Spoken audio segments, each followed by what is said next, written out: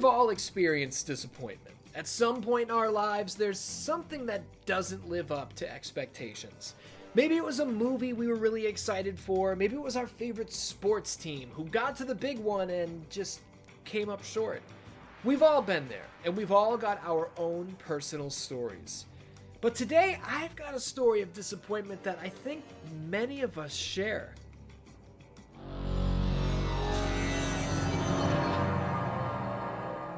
Mortal Kombat Mythologies Sub-Zero sounds so sick, dude. A single-player action RPG starring one of the most famous characters in video game history, expanding not only his lore, but the lore of his entire franchise? I rented this game from the local spot, Your Video Station, in Alsip, Illinois, back in 1997. And it didn't really do it for me. Eventually, I rented it again, sure that this time, I'd find my groove. Nope. I must have been doing something wrong. Maybe I just didn't get it, right? Because leveling up the strength of our Ice Blast and the length of our combo strings, battling bosses like Scorpion and Quan Chi, meeting characters like Serena, Fujin, and Shinnok for the very first time, live action cutscenes setting the stage for each new level, you gotta be kidding me. Even now, over 25 years later, this still sounds like an amazing idea. But this is over 25 years later, and we all know what happened. I never experienced that worthwhile rental, and the disappointment compounded each and every time I picked up that game off the shelf because, like I said, we all know what happened. This game is terrible. But this is a topic that has been covered thousands of times. I don't want to just talk about the fact that this game is terrible. I want to talk about why it's terrible. I want to talk about how easily it could have been different. How easily these issues could have been avoided. So thank you for being here, thank you for watching, and welcome to Mortal Kombat Monday. After the intro, let's get down to business.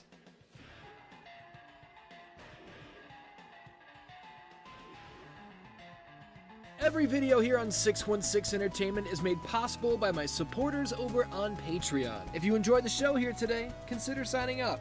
You'll get early access, exclusive videos and podcasts, and more. Pro Wrestling Tees has the merch. As always, thank you for watching.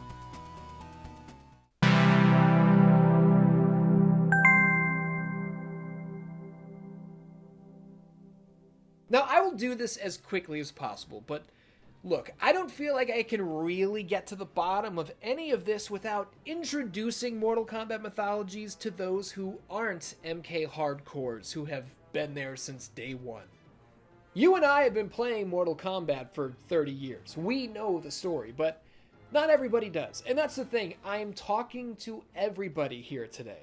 We gotta keep those doors open, those blood-stained and bone-laden doors. They gotta be open. The year was 1997. Mortal Kombat 4 was approaching, the first 3D installment in franchise history. This was an era of evolution in the video game industry. Technology was advancing at a rate that was damn near out of hand. Arcades were not nearly as hot as they used to be, and home consoles were getting more and more popular with every new machine hitting the scene. I did not mean for that to rhyme. MK4 arrived in arcades in September of 1997, and 1 month later, Mortal Kombat Mythologies Sub-Zero came to home consoles. Unlike every other game in the franchise, Mythologies stepped away from the roster-based one-on-one fighting scene, instead opting for a linear, story-based action RPG starring one of the series' most famous faces, Sub-Zero. In what was a sign of things to come, Mythologies was a home console exclusive. The aforementioned Mortal Kombat 4 served as the franchise's final arcade release. So when Mortal Kombat co-creator John Tobias cooked up this single-player action RPG pitch, where did the idea come from? You know, you've got an established roster of over 50 fighters like Reptile, Melina, Baraka, Katana, Sonya Blade, Liu Kang, Scorpion. Why focus on Sub-Zero? Tobias stated in the making of featurette for Mythologies that he'd basically fallen down a ninja rabbit hole. all sorts of Japanese history. There was a group of Chinese madmen who basically claimed ownership of the assassin gimmick. He was all over it. Sub-Zero, having no real established background across 3 distinct entries into the franchise at this point, was 2 things. The first being a wide open book, the second being a character who would fit perfectly into this little history kick John Tobias was on. Canonically, all we really knew about Sub-Zero was this. He and Scorpion were rivals, they were both members of different clans.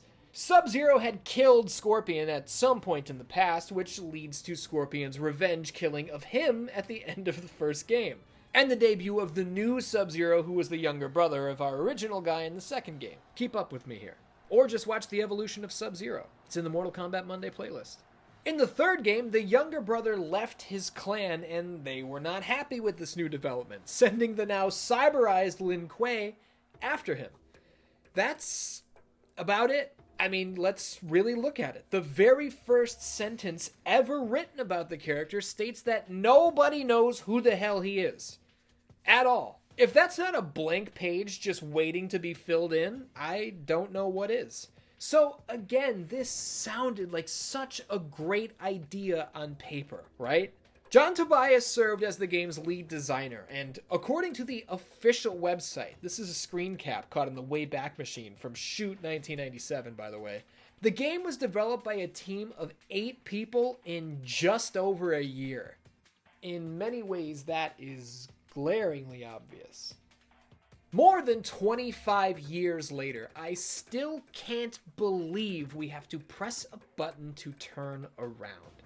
How this ever made it through QA and playtesting is a wonder, but again, this was a team of just 8 people making this game. The amount of space in front of us at any given time, paling in comparison to the space behind us, is something I've complained about on this channel on more than one occasion, but I said I wanted to not only address these issues, I want to talk about how easy it would have been to avoid these issues.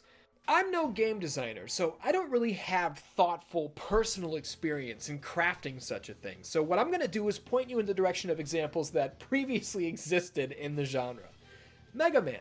Released in North America on the Nintendo Entertainment System in 1987, just take a look at this. What do you see? First of all, the size of the sprites makes a massive difference. Half of the reason we can never see what the hell it is we're supposed to be doing is because Sub-Zero takes up damn near 50% of the screen. Go over to Mega Man.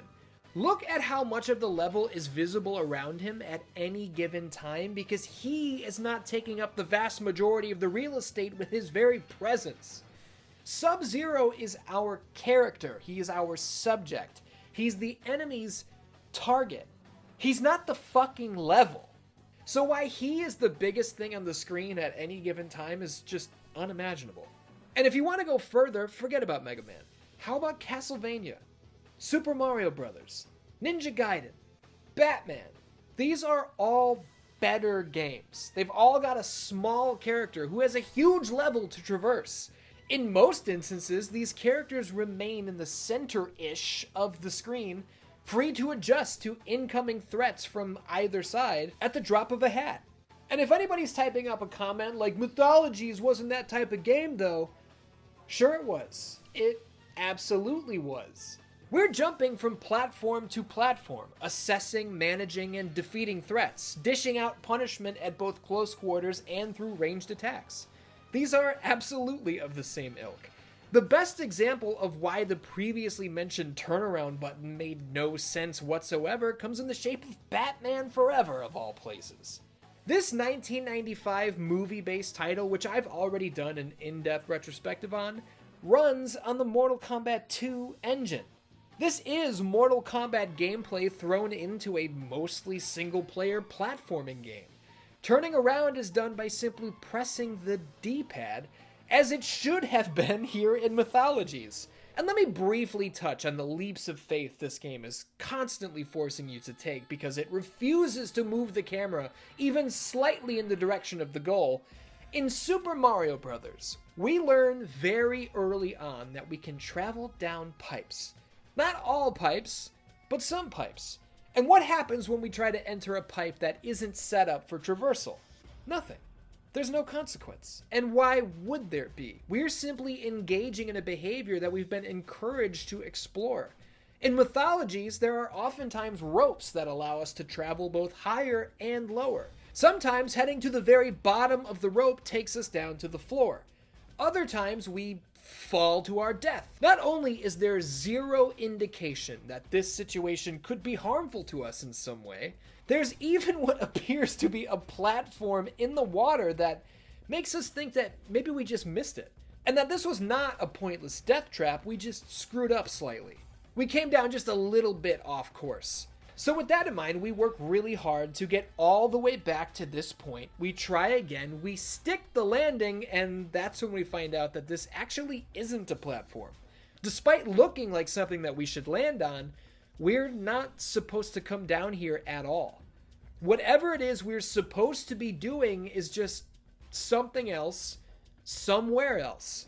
Why does this rope extend down this far in the first place if there's nothing to be gained from coming down here? We can literally only assume that this was put here to frustrate us, to trick us, and to make us second guess literally every move we make from here on out. And if you're thinking, geez, that kind of sounds counterintuitive, and frankly, it sounds like poor game design, it is.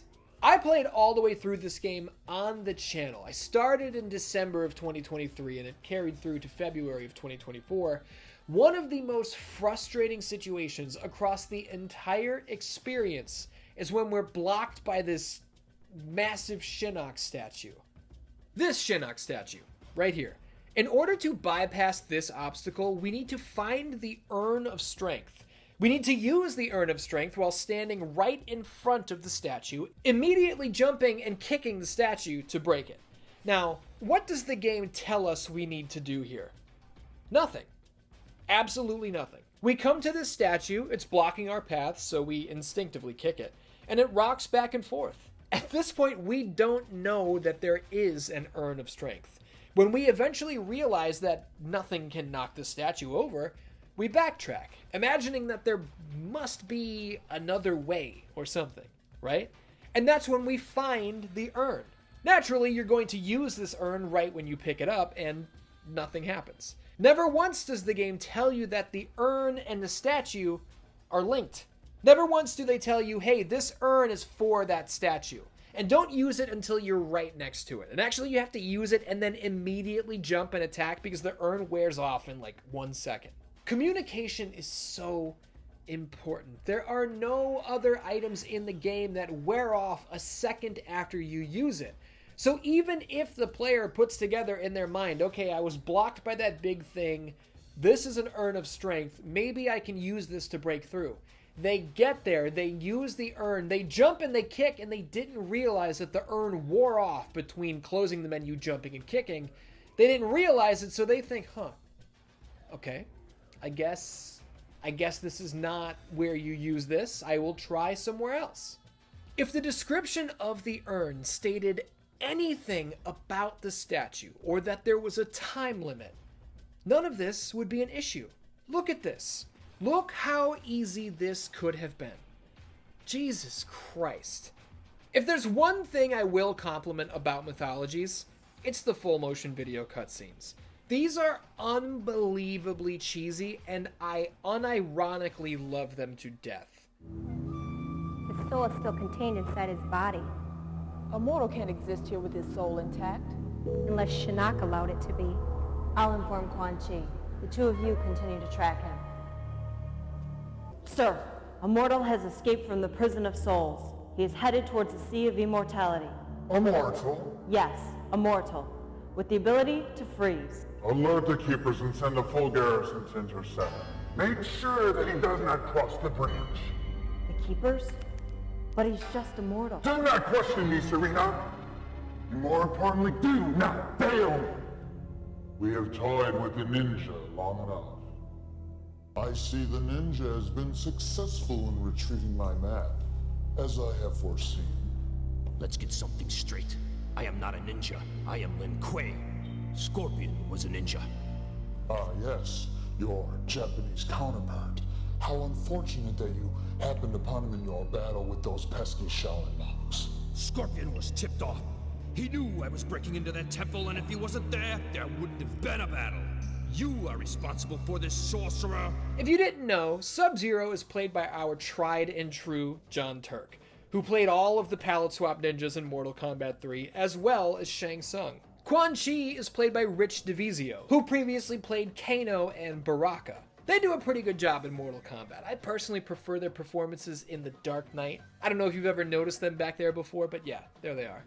Carrie Hoskins and Leah Montalongo are Kia and Serena, respectively. We previously knew these ladies as Sonya and Sindel. Why am I telling you all this about the cutscenes? I don't know. I have no notes. I think these, in some ways, should get just as much love as the Mortal Kombat 4 endings. But they don't. And that sucks. So I wanted to give them some flowers here. It seems your exploits have caught the eye of another sorcerer. I would like you to meet the retainer of your services. His name is Shang Tsung, and he would like you to compete in a small tournament. It's called Mortal Kombat. It's worth noting that the Nintendo 64 version of Mythologies does not contain these FMV sequences because they would not fit on the cartridge. That sucks. And you know what else sucks is this game's boss fights. Every single one of them. The first boss fight being against Scorpion is a little bit of a head scratcher for me, especially considering the fact that we can kill him here if we want to. Whether we do or don't doesn't really make a difference because we fight him again later, either way. It's a good thing he bought that new outfit in the afterlife. I wonder what kind of sales they run in the Netherrealm. I am Scorpion. You killed me in cold blood. I had no choice. You could have let me live. Then I would be the dead one. But my clan and family would still be alive. What? It wasn't enough to kill me. You had to destroy every last remnant of my being, including my wife and child. You're mistaken. Quan Chi is responsible for their deaths. Words will not save you. Lin Kuei, warrior. Scorpion's one thing, but look at this giant robot thing. Would you believe that this is like the one boss across the whole game that actually has some sort of unique battle mechanic? Hitting the switch and dropping this gimmick on his head, we will never see this again. Serena is Rock'em Sock'em. The gods of all the different elements are... I mean, just look at them. This is terrible. You kind of just have to find a little loop to catch them in, and there you go. Fujin is bullshit, but it's the finish that really puts this one over the edge. If you can manage to defeat the God of Wind, you need to know that in order to survive, you have to run to the left side of the screen and hold down. When his tornado pulls you in, you will hang on to the edge and he will explode. If you don't run over here and hold down, you will get sucked into the tornado and you will explode as well, and you gotta fight him all over again. When does the game tell you to run over there and hang on? Never. Not once. I remember seeing the making of featurette from Mythologies, and when they showed this T-Rex, I couldn't believe it. What the hell are you saying to me? You're telling me Sub-Zero's gonna fight a dinosaur? I couldn't even fathom what this would look like. And what it wound up looking like was this. This is really the only way to complete this fight. Just abusing the fact that the AI is unable to recognize that you're cheesing it. How about the 12-foot tall flamethrower robot? Same thing. Same cheese. Maybe the worst of all is Quan Chi, who has such an advantage over the player in literally every way that this is one of the most frustrating, imbalanced, and poorly designed boss fights I've ever encountered. How do you beat Quan Chi? Like this. This is literally the only way I could figure out how to get around him in over an hour of attempts. And this is not even a sound strategy. I think this is a glitch. I think he's stuck. Try it for yourself. Give it a whirl. I don't know.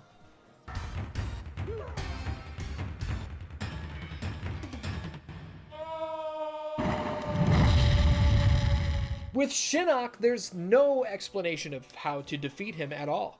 And attempting to strike him results in you being punished. You're just supposed to know to use these portals on the floor. These portals that didn't do anything in the Quan Chi fight. These portals that were never turned on or brought to life. This is the same stage, they just look different now. You're supposed to run over here and recognize this and figure out how they work, all while fighting Shinnok at the same time while not being able to hit him. Look, you gotta freeze Shinnok. You use the portal. You freeze him again because it doesn't last that long. And then you just take the amulet and you fucking leave. Game's over. Don't try and fight him. I mean, you can if you want, but there's really no point.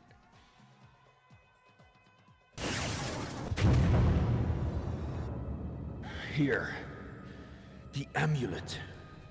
Impressive, Sub-Zero. Perhaps you'll reconcile your reckless past after all. That's it? Not even a thank you? Thank yourself for undoing a problem that you created. Once more, and stop me if you've heard this before, communication is so important. Never does the game tell you, hey, you don't have to fight him. Just run over there, snatch the deal, and get the hell out. I can't believe this game, man. And I said I don't want to just talk about the negatives. I want to talk about how easily these negatives could have been rectified. So, let's take a look at this. Remember in the 1995 movie when Kitana tells Liu Kang, use the element which brings life, heading into his fight with Sub-Zero? This is communication. This is the importance of communication. Without instruction, without being told, hey, do this, Liu Kang would have been confused, he would have been frustrated, and he would have died. And that's what happens in Mythologies over and over. Confusion, frustration, death. Use the element which brings life is all we needed. Raiden could have just zapped in, or it even could have just been a voiceover. It could have been a little note floating on the stage for us to read. Just something along the lines of, Sub-Zero's ice will make Shinnok vulnerable. Recover his amulet while he's incapacitated. That's it. That's all we needed. And they couldn't give us that. Here's where I want to address something that I've been seeing lately. You know, it's a comment that's been kind of popular on some of my recent videos where I'm asking what went wrong with Mortal Kombat. Some people say like, oh, Mortal Kombat fell off. I've been seeing people saying that Mortal Kombat fell off when John Tobias left Midway. I don't know who needs to be told this, but clearly some of you do. Mythologies was John Tobias's baby. He was the lead on this project. This game exists because John Tobias wanted it to. He wanted to explore Sub-Zero's background. Mortal Kombat fell off when John Tobias left Midway? Do you know what John Tobias made after he left Midway? He opened his own studio and gave us WWE WrestleMania 21, arguably the worst WWE game ever made. I did a whole episode of my show, Triangle X Squared Circle, on WrestleMania 21, and I actually just wrote about it for the Triangle X Squared Circle book. Kickstarter launches 6/16/2025, you heard it here first. If you've never heard of this game before, that probably makes sense for why you thought John Tobias was the glue holding Mortal Kombat together. I'm not trying to bury John Tobias. I love his contributions to Mortal Kombat, but this is one of those things that I've been seeing lately where it's just like, oh, you don't actually have any idea what the fuck you're talking about. Let me repeat, I'm not trying to shit on John Tobias. If you look at his career works, all the guy had ever really done was arcade fighters. One-on-one, toe-to-toe fighting games. Do I really have to say this? If you had a guy who had been in design on Street Fighter for 5 years, and that's all he had on his resume, would you hand him the keys to make a goddamn Castlevania game and think it was going to be fantastic? No. Those are completely different genres. It's not the same skill set. Just because you can ride a bike doesn't mean you can drive a school bus. You know what I mean? It's not that I'm saying John Tobias sucks as much as I'm saying this was kind of a ridiculous plan in the first place, and the odds of this being good were seemingly insurmountable. Mortal Kombat Mythologies was supposed to be a whole new series of its own. Sub-Zero was meant to be just the first of many. This game's critical reception, obviously killed those plans completely. Which leads me back to the beginning. It leads me back to the title of this video. What I mean by MK's worst failure is not that this is the worst Mortal Kombat game. What I mean is that this was the worst possible project to have failed. If we look at the timeline, oh god, not Mortal Kombat and timelines again. If we look at the landscape of the franchise in 1997, what we see is expansion. The series was leaving arcades, it was switching over to 3D, it was heading into home console exclusivity territory. In 1995, we got the blockbuster hit film in theaters. In 1997, we'd already been served up a sequel, which was not a blockbuster hit by any means, but it was further proof that Mortal Kombat was trying to be more than just a silly little video game. Mythologies was this whole new genre, a character-focused, story-driven title that, while it was a prequel to the entire series at large, it sets the table for the plot of the next sequel, Mortal Kombat 4. These days, synergy is all the rage. Corporations love this shit, don't they? Synergy, synergy, synergy. Mythologies was Mortal Kombat saying, even on our home turf, in video games, we're more than just a fighting game. This is what we can be. And unfortunately, this was a piece of shit. Join my brothers of the Shadow and worship our Lord Shinnok. Never, sorcerer! Then, so it shall be, Ninja. Mythologies was the worst failure in Mortal Kombat history because it allowed people to stand back and say, oh, you're not actually that deep of a world. Oh, you don't actually have that much to say story-wise outside of those arcade endings. Oh, you can't be anything other than a one-on-one fighter, huh? And that's a shame. And to those who are saying, oh, Mortal Kombat Special Forces was worse, yeah, it was a worse game, but here's the thing, nobody ever asked for a Jax gun game. Meanwhile, when Mythologies was pitched, people were like, whoa, a single-player Sub-Zero game? That sounds pretty cool. So delete your comment.